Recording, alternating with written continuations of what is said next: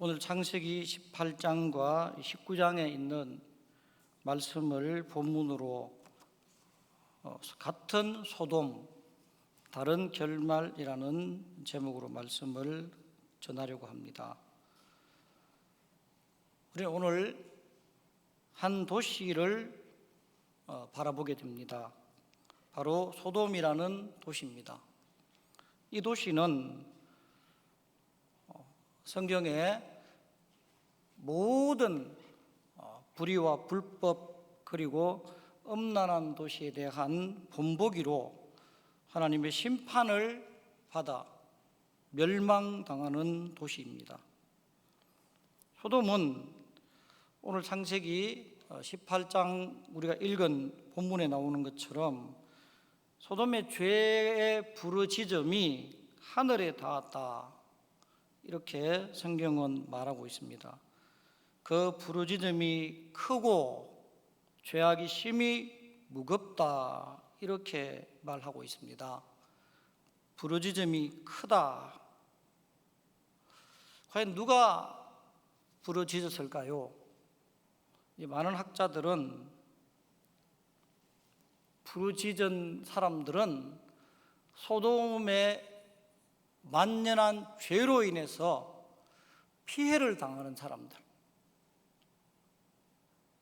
그래서 죄의 무방비로 아무 수단 없이 죄의 피해를 고스란히 당할 수밖에 없는 사람들, 이 사람들이 하나님께 부르짖었을 것이다. 그래서 부르짖음이 크다, 죄악이 심히 무겁다, 이렇게 성경은 말하고 있습니다. 우리가 잘 아는 창세기 19장으로 가보면 롯의 집에 손님들이 찾아옵니다. 천사들이 찾아오죠. 사람의 모습을 하고.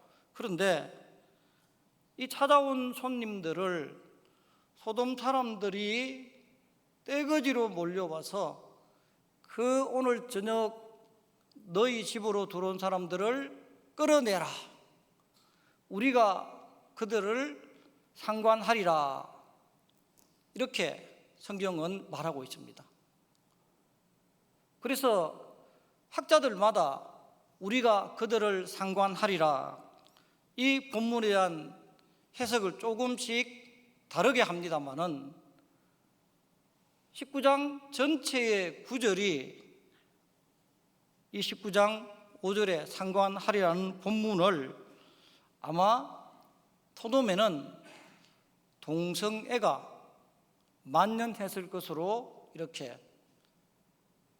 해석을 하고 있습니다. 왜 그러냐 하면 어떤 학자들은 소돔을 조금 변호하려고 하는 경향이 있어요, 성경학자들 중에서. 그래서 창세기 19장 5절을 꼭 이렇게 동성애로 해석해야 되느냐, 동사가 야다라는 동사를 썼는데 알다라는 동사인데, 하지만 야다의 용례가 창세기에 아담이 하와를 알았더라, 그런데 성경은 알았더라 이렇게 번역하고 있지 않습니다. 동침함에 이렇게 되어 있어요.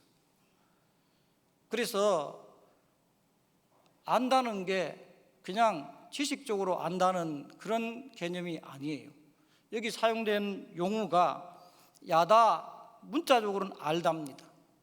하지만 창세기 19장 그 이하의 문맥을 보면 분명한 어떤 성적인 죄인 것은 분명한 것이죠. 그냥 단순하게 알아보겠다는 게 아니라, 왜 그러냐 하면 롯이 자기의 두 딸을 대안으로 제시하고 있잖아요. 그죠? 자기의 두 딸을 대안으로 제시하고 있단 말이에요. 나의 두 딸을, 시집가지 않은 두 딸을 내어줄 테니 이 사람들에게 악을 행하지 마라, 이 악을 행하지 마라, 이런 악을 행하지 마라 라면서 악을 강조하고 있어요. 그래서 성경은 성경 학자들이 어떻게 해석하느냐가 중요한 게 아니고 성경 자체가 소돔이 다른 색을 따라갔다, 이렇게 베드로후서와 유다서는 말을 하고 있습니다. 그렇기 때문에 자유주의 학자들이 어떻게 해석을 하든 이 소돔의 죄는 동성애임에 설림이 없습니다. 그런데 소돔은 이 동성애의 죄만 저지른 것이 아니었습니다. 창세기 19장을 보시면 그들이 롯이 자기 집에 찾아온 손님들을 내어주려 하지 않자 그들은 롯의 집 문을 부수고 침범하려고 합니다. 그야말로 있을 수가 없는 일을 하고 있는 것이죠. 그래서 소돔은 창세기 19장 이 정황을 볼 때에 고아들, 과부들, 나그네에 대한 배려가 전혀 없는 성읍이었습니다. 오히려 이 약자들을 자기들 마음대로 자신들이 하고 싶은 대로 강포를 행하는 대상으로 삼았던 것이죠. 문을 부수고 그들을 끌어내려고 합니다. 아마 이런 일들을 여러 번 했던 사람들의 모습 같아요.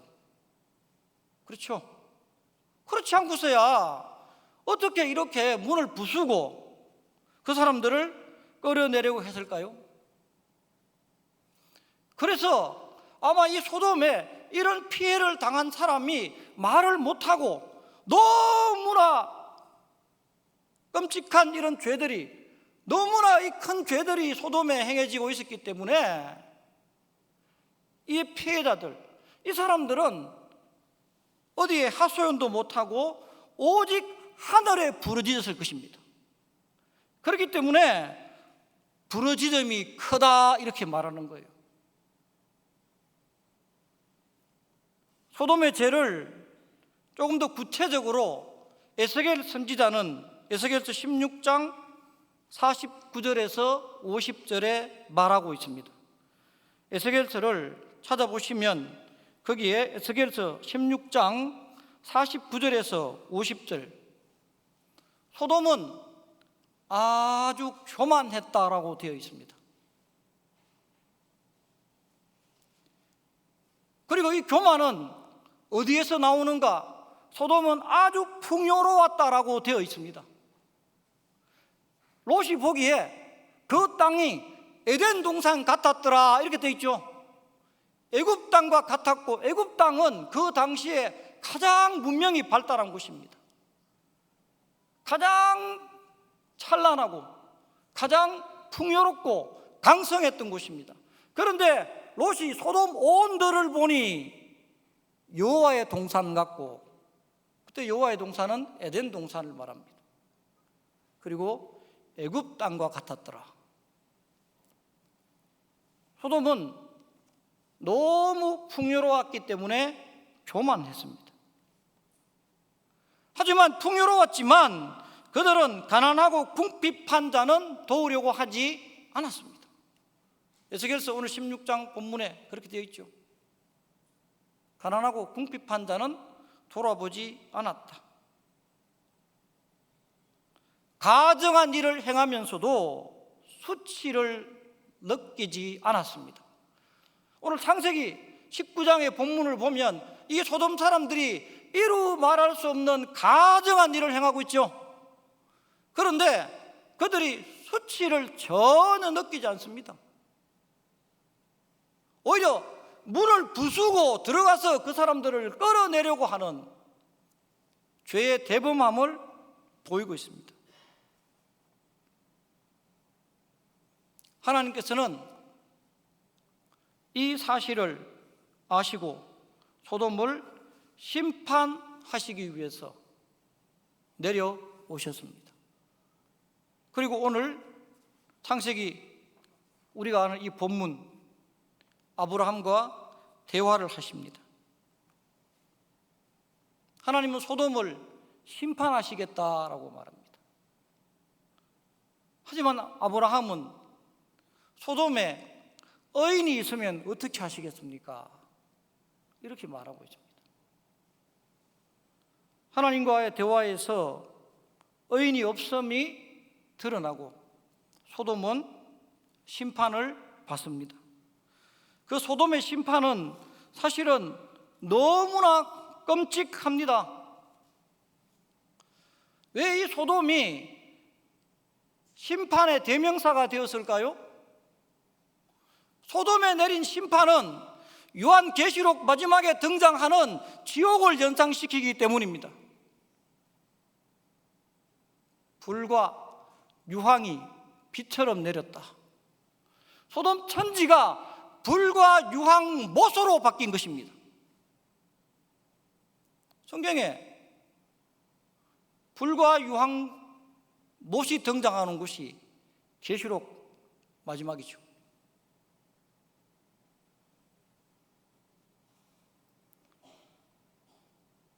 자, 강포가 충만하고 그래서 마음대로 나그네와 객과 과부를 약탈하고 유린하고 죽이고 이런 도시, 이런 소돔, 하나님께 심판받아 마땅하지 않습니까?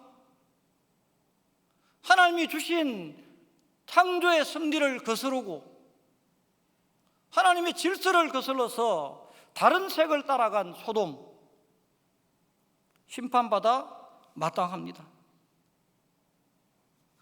하나님은 아브라함에게 소돔을 더 이상 용서할 수 없다. 소돔의 죄가 하늘에 사무쳤고 부르짖음이 너무 심하고 죄악이 너무 커서 이제 남은 것은 심판밖에 없다. 하지만 소돔에도 기회는 있었습니다. 성경을 읽어보시면 창세기 13장 13절에 성경이 이미 소돔의 죄에 대해서 말을 하고 있습니다. 뭐라고 말하고 있습니까? 창세기 13장 13절에 소돔 사람은 여호와 앞에 악하며 큰 죄인이었다. 하나님이 이미 소돔에 대해서 너희는 악하고 너희는 큰 죄인이다 라고 선언을 하셨어요. 그러면 이때 소돔은 무엇을 해야 했습니까? 회개했어야 되는 거죠. 소돔에 하늘에서 불과 유황이 내릴 때 성경은 해가 돋을 때라고 말하고 있습니다.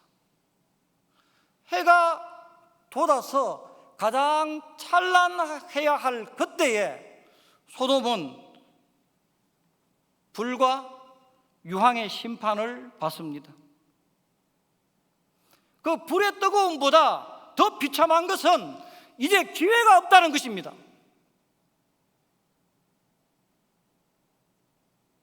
우리도 마찬가지입니다. 지금이 기회입니다. 기회가 없다는 것보다 더 비참하다는 게 있을까요?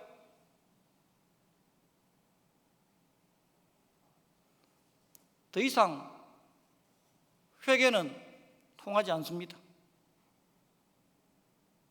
하나님이 판단하셨을 때 너희는 악하다, 너희는 죄인이다 라고 판단하셨을 때에 그들은 뉘우쳤어야 했습니다. 창세기 19장은 너무 늦습니다. 우리는 창세기 13장과 19장의 사이에 살아가고 있는 사람들입니다.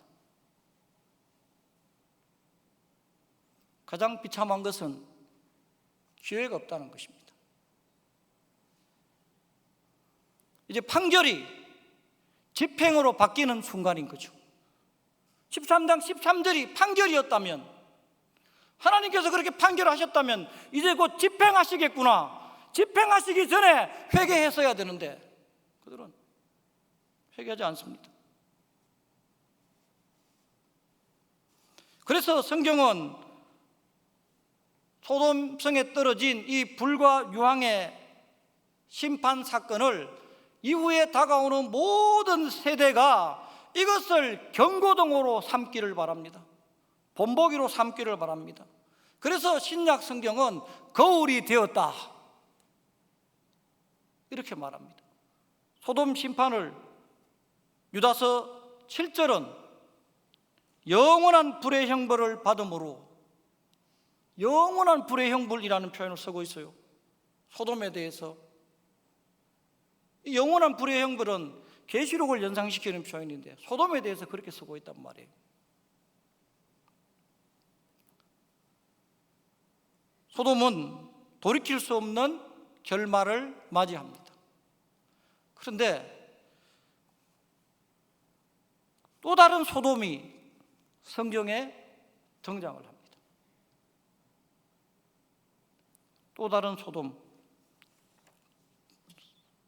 소돔을 제가 찾아드리기 전에 성경을 한 장 찾겠습니다. 사무엘하 12장입니다. 12장. 사무엘하 12장입니다. 12장 1절부터 6절을 제가 좀 빨리 읽겠습니다. 여호와께서 나단을 다윗에게 보내시니 그가 다윗에게 가서 그에게 이르되 한 성읍에 두 사람이 있는데 한 사람은 부하고 한 사람은 가난하니 그 부한 사람은 양과 소가 심히 많으나 가난한 사람은 아무것도 없고 자기가 사서 기르는 작은 암양 새끼 한 마리뿐이라. 그 암양 새끼는 그와 그의 자식과 함께 자라며 그가 먹는 것을 먹으며 그의 잔으로 마시며 그의 품에 누움으로 그에게는 딸처럼 되었거늘 어떤 행인이 그 부자에게 오매 부자가 자기에게 온 행인을 위하여 자기의 양과 소를 아껴 잡지 아니하고 가난한 사람의 양 새끼를 빼앗아다가 자기에게 온 사람을 위하여 잡았나이다 하니 다윗이 그 사람으로 말미암아 노하여 나단에게 이르되 여호와의 살아계심을 두고 맹세하노니 이 일을 행한 그 사람은 마땅히 죽을 자라. 그가 불쌍히 여기지 아니하고 이런 일을 행하였으니 그 양새끼를 4배나 갚아 주어야 하리라. 우리가 잘 아는 성경입니다. 이런 괘씸한 놈은 살려둘 수 없다. 이런 놈이 이스라엘에 있다면 마땅히 죽어 마땅하다. 오늘 소돔 같은 도시는 마땅히 심판받아 마땅하다. 이런 도시는 마땅히 불과 영으로 심판받아 마땅하다. 그런데 성경은 그 도시가 이스라엘 백성들이라고 말합니다. 이사야 1장 10절에 이스라엘 백성들은 아마 깜짝 놀랐을 거예요. 소돔 같은 도시는 심판받아 마땅하지. 다윗이 마치 그런 놈은 죽어 마땅하지 이렇게 생각을 했단 말이에요. 한데 이스라엘 백성들도 똑같은 생각을 합니다. 소돔 같은 도시는 심판받아 마땅하지. 하지만 하나님께서 이스라엘에게 하신 말씀은 네가 바로 그 도시다. 이사야 1장 10절에 들으라 너희 소돔의 관원들아 너희 고모라의 백성들아. 누구를 두고 하는 소리입니까? 이스라엘 백성을 두고 하는 소리입니다. 알고 보니 우리가 소돔이고 우리가 고모라였다는 거죠. 이해되십니까? 무슨 말인지. 알고 보니 당신이 바로 그 사람입니다. 다윗 왕이요. 당신이 바로 죽어야 할 사람입니다.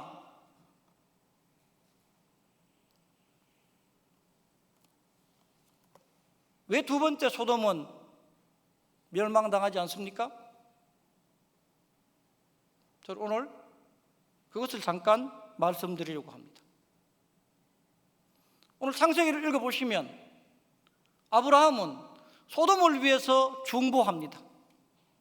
소돔에 의인이 있으면 하나님 멸하시겠습니까? 소돔을 위해서 죽어줄 의인이 없습니다. 소돔을 위한 아브라함의 중보도 헛됩니다. 이로써 성경이 증명하는 것은 무엇이냐? 아브라함은 중보자가 아니라는 것입니다. 창세기 18장이 우리에게 제시하는 구속사적인 진리는 아브라함은 중보자가 아니라는 거예요. 아브라함의 중보의 한계를 성경이 우리에게 보여주고 있는 것입니다.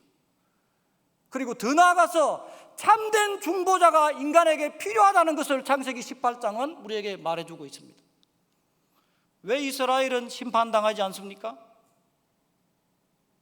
소돔을 위해서 피해줄 의인이 없었지만 이스라엘을 위해서 피 흘려줄 의인이 있기 때문입니다. 내가 잘나서 구원받은 것 아닙니다. 오늘 이사야 1장 18절을 찾아서 오라 우리가 서로 변론하자. 너희 죄가 주홍 같고 너희 죄가 지롱 같을지라도 흰눈같이 양털같이 되리라. 주홍 같고 진홍이라는 표현은 고대 금동에 사용되던 염료를 말합니다. 아주 강렬한 붉은색을 말합니다. 한번 물이 들면 절대로 그 염료가 빠지지 않는 염료를 말하고 있어요. 너희 죄가 그렇다 할지라도 내가 너희 죄를 희게 만들어 주겠다. 너희 죄를 내가 양털같이 만들어 주겠다. 왜 이사야는 이렇게 말합니까? 똑같은 소돔인데 왜 이렇게 말합니까? 창세기의 소돔은 그 소돔을 위해서 피 흘려줄 의인이 없습니다. 하지만 이사야서의 이 소돔은 이들을 위해서 피 흘려줄 이사야 53장에 고난받는 종이 전제되어 있기 때문입니다. 그가 찔리면 우리의 허물을 인함이요 그가 상하면 우리의 죄악을 인함이라.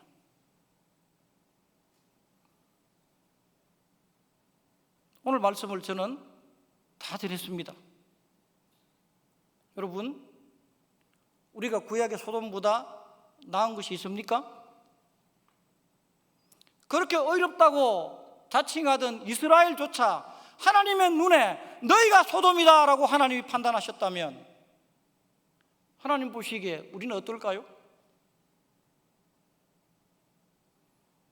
우리의 의로 하나님 앞에 설 수 있겠습니까? 다시 한번 예수님의 그 십자가의 은혜에 감사하시기를 바랍니다. 소돔에 떨어졌던 그 불이, 소돔에는 소돔 사람들이 그 불을 맞았지만 예수께서 육체로 그 십자가에서 그 불과 유황을 맞으셨기 때문에 우리는 구원의 은혜를 잊게 된 줄 믿습니다. 오늘 이 은혜의 말씀 앞에 감격히 하시고 이 말씀을 가지고 늘 하나님 앞에 감사하시면서 찬양하면서 하나님께 영광 돌려드리는 우리 모두가 될 수 있기를 주의 이름으로 축원합니다. 기도하겠습니다. 하나님 아버지, 나단이 다윗에게